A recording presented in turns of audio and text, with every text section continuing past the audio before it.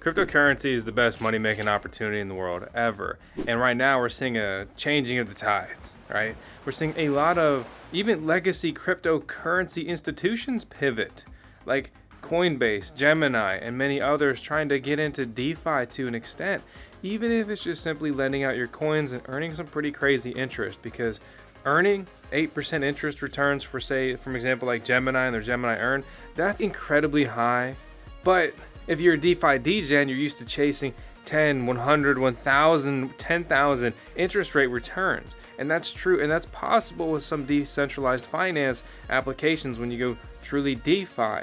But there's a much higher risk associated with those. Today, we're going to be looking at YoBit as they pivot from CeFi to DeFi and add decentralized finance mechanics and decentralized exchange mechanics to their existing cryptocurrency exchange. Honestly, I find this intriguing, much like many projects that are pivoting towards NFTs right now. It's everyone's trying to play catch up, be relevant, advance, grow, evolve, however you want to phrase it. And at the end of the day, it's incredible for the end user, the crypto investor, me, maybe you.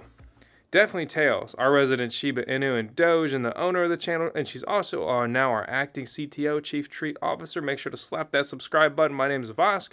Join us on our crazy crypto journey here at VoskCoin. Let's jump into another crazy video.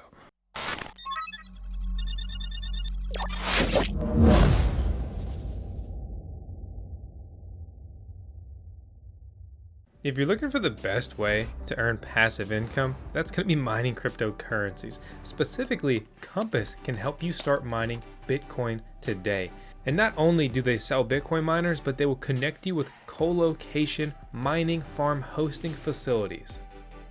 Learn more about Compass by clicking the link in the video description below. You're probably thinking, did we really need another one? It's not financial advice, but yeah, more is always, well, normally better.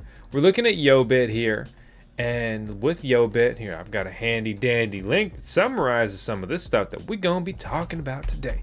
So we're looking at the DeFi aspect specifically. YoBit is a cryptocurrency exchange going back in time 2014, based out of Panama, thanks to Blockotomy. To kind of summarize some of these, some of this information, 8,800 active pairings. Why do we need DeFi integrated with CeFi, centralized finance, in this case, a centralized exchange? Well, that's their way of kind of pivoting and evolving. YoBit is an interesting exchange. It looks older. It is older. And they even have a chat box, right? When was the last time you saw the troll box hanging around? You make an account and you interact with their exchange through that. You do not use MetaMask. And with MetaMask, we have a full video guide on what that is and how to get started. This all really began with MetaMask being the real key to DeFi, right? Well, here, that's actually, I'm on BSC right there. But basically, this lets me make trades on Uniswap, right? The biggest decentralized exchange. But I get obliterated on gas fees. I paid almost 5 Ethereum, 17 grand. That's an insane amount of money for 531 transactions. Imagine your bank account, you get, say, paid bi-weekly, right? It's 52 weeks in a year, that's 100 transactions. So let's just say over the course of 5 years, you pay 17 grand just to receive your normal salary, your normal income, your wages, your payments. Yeah, spoiler, that's a bad deal. YoBit offers much more than, say, just this DeFi mechanic, which I'll go more into here shortly. They have robo trades. You can set up basically automated trading on their site. They have obviously just their typical sell, buy, order, trade, exchange here, a typical cryptocurrency exchange. I'm saying this terribly, with again a bunch of pairings as we talked about earlier, in their own Yo token. Recently, YoBit conducted an IEO, or initial exchange offering, and released a new internal token called Liza2. They have a lot of different internal tokens and coins that they've released to try to add features and more kind of utility to their exchange. To support the IEO participants and early supporters, YoBit opened a staking program with 10% daily, right? 10% daily reward on Liza2 staking. Participating with this is easy. You just use their invest box. They also have their market page, which will give you a breakdown of your balances on their exchange from there. And they have investment plans, which this is an interesting one, right? So you can basically buy into this. They have max amounts and the percent returns. This is interesting, right? None of the returns are too insane, you know, not feeling super bit connecty, right? They claim right at the top, it's not pyramid. Okay, all these payments are made from special fund, and they can change status from active, no coins, and so forth. But yeah, that's their invest box. You click over, you see their wallet page. They support so many different cryptocurrencies on here. And as always, we don't recommend mining to an exchange, but you can to avoid, for example, gas fees. Like I do mine my Ethereum to an exchange or interest-bearing product because it is way better than mining it to my own wallet and then sending it and getting slapped in the face with a transaction fee or a gas fee. They also have a V mining page, virtual mining. Basically, they have a cloud mining program here. If you want to participate with that, personally, I always recommend running your own mining hardware. YoBit, again, is older, right? They understand that, especially several years ago, almost entirely dudes were in cryptocurrency, and they got peak marketing for that. But year over year, the female representation has kind of been going up by like 1% and 1%, which is a massive increase year over year. So it's been interesting to watch this space change like that.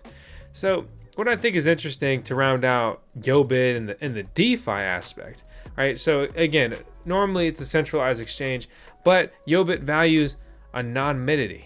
Anonymity. I can't say that word right the first time I try ever. It used to be funny. We used to laugh about it. Honestly, I'm just getting frustrated at this point. They value anonymity, and traders do not need to authenticate themselves through KYC or know your customer on their platform. That's pretty cool. YoBit has never experienced a security breach or hack. They claim state-of-the-art security measures. And they have a user-friendly interface, they claim, along with around-the-clock 24/7 customer support on their Telegram and a ticketing support feature under the support tab on their website. So that's like interesting, at the face part, right? And so here's really the pitch. This Being Crypto article is a good summary of it, which is why we're just going to use that instead of basically having me recreate that.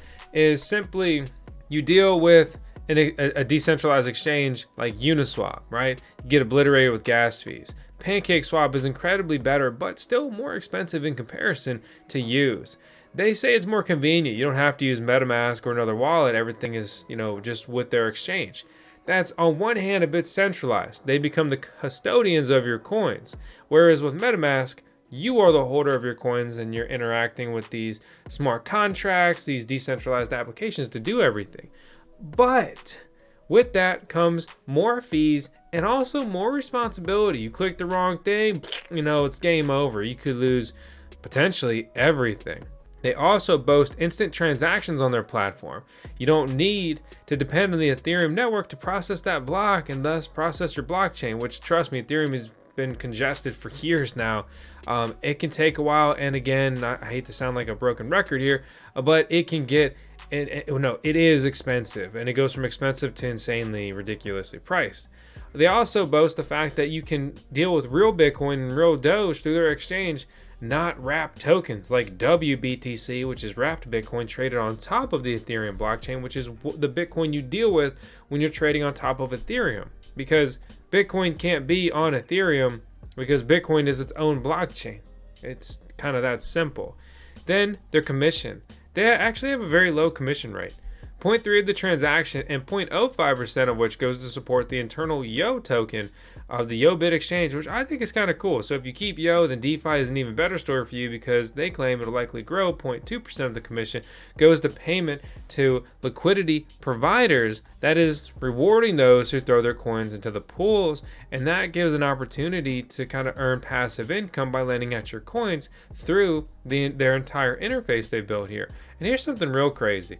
The ability to withdraw to fiat. You made a Bitcoin swap for dollars and then anonymously withdrew fiat without KYC, a very convenient gateway to receive fiat money with the lowest fees. So it's really that simple. No KYC or AML, anti-money laundering verification involved with the YoBit exchange. This is an operation that could absolutely never be born out of America. Our legislation here, our rules, they're way too tight, they're way too overbearing, they're way too exhausting, and they're way too expensive. So it's pretty interesting to see the kind of products that can kind of be born and ran successfully in a different legal atmosphere, right? So basically, to get started, all you have to do is log in, email address, password, and then you deposit your coins into your wallet and you're off to the races.